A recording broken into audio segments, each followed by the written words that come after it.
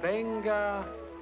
Quella signorina laggiù che si nasconde dietro quel signore grasso della seconda fila. E anche quel signore laggiù con quella cravatta color pervinca stanca. Lei, signorina.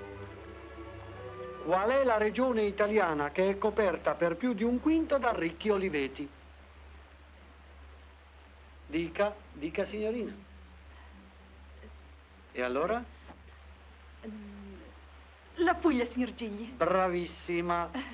A lei il premio. Grazie. E ora lei, signore, sempre in tema di Puglia, che cosa sono i trulli? Beh, sono costruzioni antiche, a forma conica, dove vivono ancora oggi gli abitanti della Puglia. Lei vuole scherzare, signore. Senta. I trulli ormai non restano che una caratteristica del luogo, una nota di colore. Ma oggi la Puglia...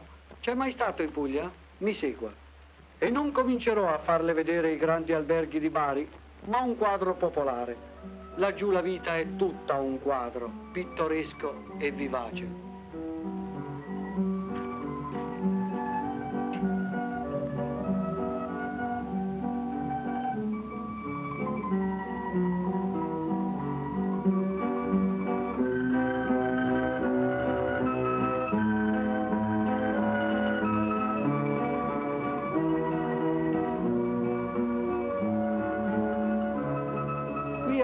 Sant'Angelo e nei piccoli paesi vengono sempre venditori ambulanti con loro carico di biancherie e di stoffe. Tutto il paese allora viene ad informarsi dei prezzi, a trattare, comprare. Ah, ma state sicuri che non si lasciano ingannare.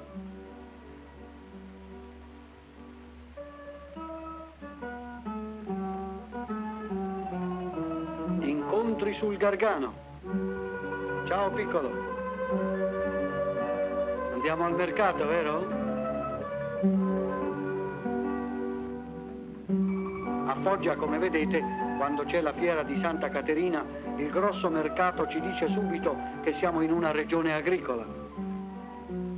Una volta all'anno i contadini del Foggiano e di molti paesi del Tavoliere vengono a fare i loro acquisti più importanti, sia di bestiame che di attrezzi agricoli.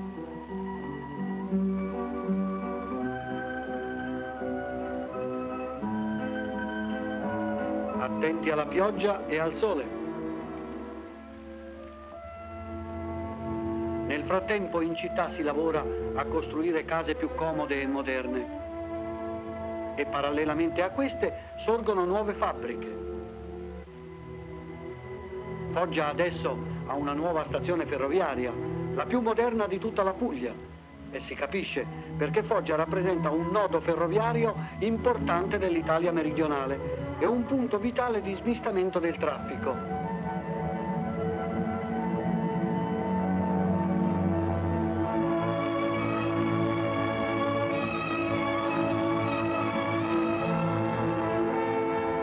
Apprezzabile il concorso del cosiddetto Ciuccio, il trenino che non trasporta sempre studenti, ma anche i sassi per le massicciate delle strade in costruzione nella campagna pugliese.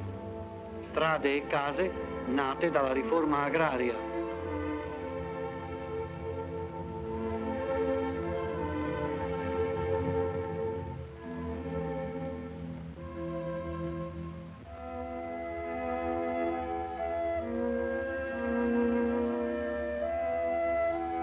Dopo il tetto, la cosa più desiderata da questa famiglia è la macchina da cucire.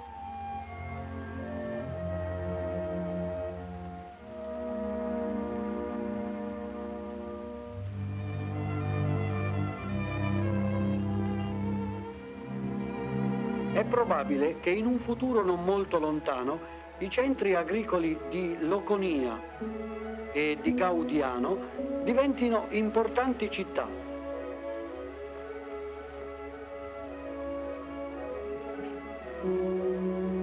Ci sono già le premesse tecniche, costituite in massima parte dal nuovo macchinario agricolo.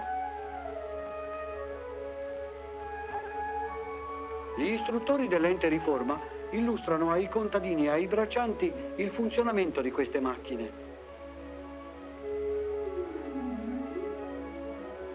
e davanti agli uffici della comunità i braccianti si interessano e discutono dei loro problemi sociali e di lavoro. A breve distanza da Gaudiano si compiono intanto assidue ricerche del sottosuolo. Le sonde sono penetrate a una profondità di 3000 metri in cerca del metano. Non si trascura niente qui in Puglia per sviluppare e svecchiare la sua economia. In altri centri, come qui a Molfetta, nel vecchio cantiere di barche da pesca, il lavoro procede invece col sistema tradizionale, che in questo caso risulta ancora il migliore. Questi sono detti maestri d'ascia.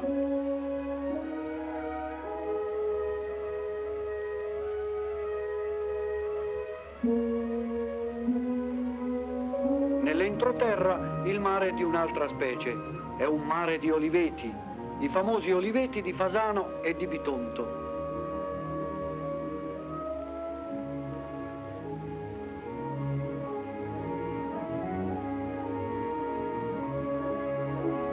Dove ci sono ulivi, è chiaro, si trovano oleifici. Da queste parti ce ne sono molti e d'altronde l'olio pugliese è notissimo.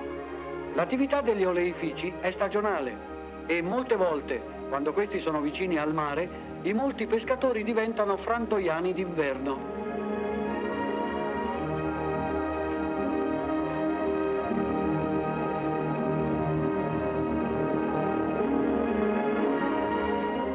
Ecco Bari, città moderna e con il traffico moderno. Ma la carrozzella è dura a morire.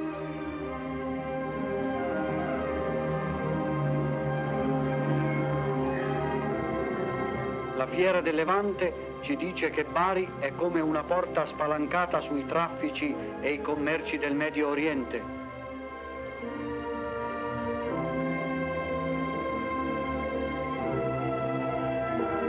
Questa è la grande clinica assistenziale dell'INAIL.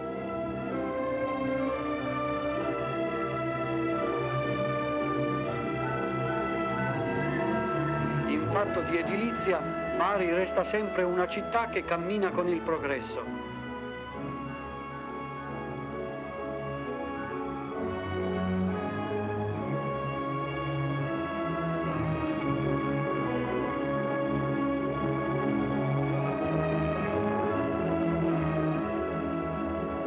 Il rione Iapigia si è ampliato in questi anni con le nuove case del piano Fanfani.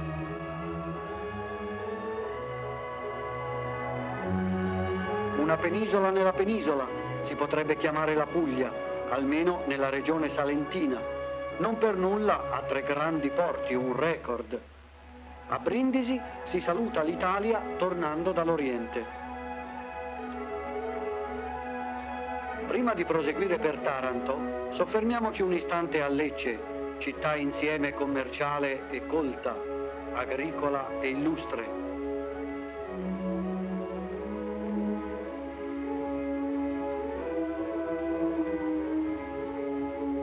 Nuovissime case di un rione popolare a Taranto. Da un balcone all'altro rimbalzano i primi pettegolezzi.